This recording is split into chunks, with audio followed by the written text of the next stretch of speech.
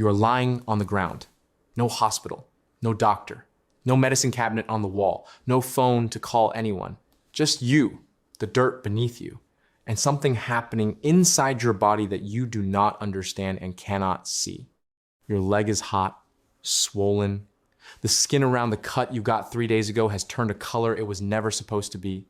And something deep in your chest tells you that whatever is happening right now is serious, that this is not just a cut anymore. You have just become one of the first humans to recognize an infection. Not with a microscope, not with a blood test, not with any of the tools we take for granted today. With nothing but your body, your instincts, and the accumulated wisdom of every person who survived something like this before you. And the question is how? How did ancient humans know something was wrong inside them when they had no way to see it? How did they recognize the difference between a wound that was healing and a wound that was killing them? And what did they do about it? The answer is more sophisticated than you think. And it starts with something your body is still doing right now. Your immune system does not fight infection silently. It announces itself loudly in ways that are impossible to miss if you know what you are looking for. And ancient humans, who had nothing else to rely on, became extraordinarily good at reading those announcements. The first signal was heat. When bacteria enter a wound, your body deliberately raises its own temperature to make the environment hostile to the invaders. This is fever. And fever is not a malfunction. It is a weapon. Ancient humans did not know about bacteria, but they absolutely knew about fever. They felt it. They recognized it. They understood that a body that burned hot was a body at war. The second signal was visible at the wound itself. Redness, swelling, warmth radiating from the skin, pus forming beneath the surface. These are the visible signs of inflammation. Your immune system flooding the area with white blood cells, increasing blood flow, building a wall around the infection to contain it. Ancient humans watched wounds carefully. They knew what a healing wound looked like, and they knew what a dangerous wound looked like.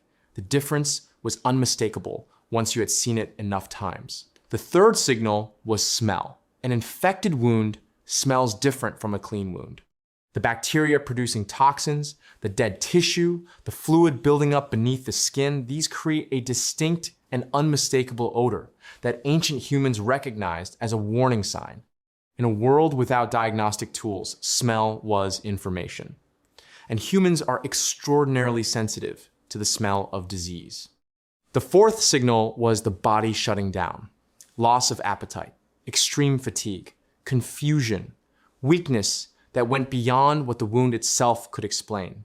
These are the systemic effects of a serious infection spreading through the body. Ancient humans recognized that when a person with a wound stopped wanting to eat and could no longer stand up straight, something had gone very wrong. And they were right. Every single one of these signals is real.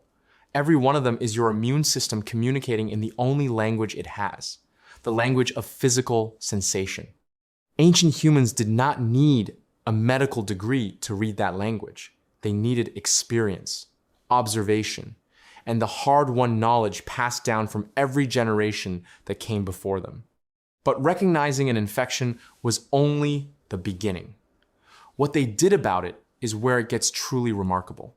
Ancient humans treated infections with plants, and not randomly, not by trial and error alone, but through thousands of years of careful observation about which plants help people survive and which ones did not. Many of the plants they used contained compounds we now know are genuinely antibacterial. Honey was used across dozens of ancient cultures to dress wounds because honey creates an environment where bacteria cannot survive. Garlic contains allicin, which has real antimicrobial properties. Certain molds growing on bread were applied to wounds in ancient Egypt and Greece thousands of years before Alexander Fleming discovered penicillin. They also used heat, cauterization, burning a wound closed to kill whatever was growing inside it. Brutal, painful, but effective in ways they understood through observation even if they could not explain why. They used drainage, cutting open a wound that had become infected to let the pus out, releasing the pressure, allowing the body to expel what it was trying to get rid of. This is still done in modern medicine today for the same reason it was done 10,000 years ago. Because it works. And they use isolation. Ancient cultures across the world developed practices of separating sick people from healthy people long before anyone understood germ theory. They did not know why it worked.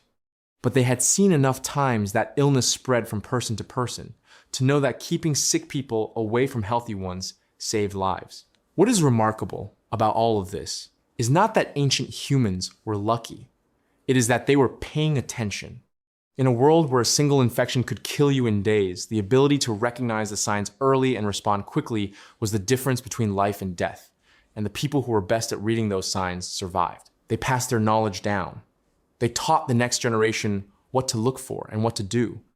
The knowledge was not written in textbooks. It was written in survival, in the accumulated experience of every person who had watched someone fight an infection and lived to remember what worked. Your body is still sending the same signals today that it sent 50,000 years ago. The fever, the swelling, the redness, the smell, the exhaustion. None of that has changed.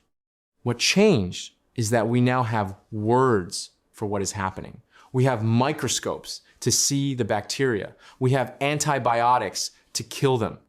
But the ancient humans who had none of those things were not helpless. They were observers. They were remarkably good at reading the one diagnostic tool that has always been available to every human who ever lived, their own body. If this made you think differently about how much ancient humans actually understood, subscribe. We post every day. See you tomorrow.